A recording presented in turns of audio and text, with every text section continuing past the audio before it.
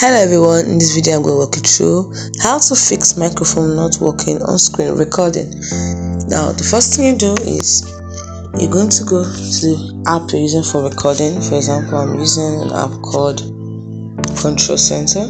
So what I'll do is I go to my settings, search for Control Center, easiest way to do it, and then tap on Control Center, the application itself, and then you go to permissions to make sure you've got the permission for microphone. As you can see, I've granted permission for microphone. If you haven't, please grant permission for microphone. And once you've done that, the next thing you're going to do is go back to the settings and then go to privacy, tap on privacy. At the bottom here you can see microphone access. Make sure you've granted this access. Now this will allow apps to use the microphone if they have the proper or appropriate permission.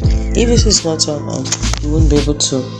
Your recording, your screen recording app will not be able to use the microphone. It's as simple as that. So once you fix these two problems, you've done it.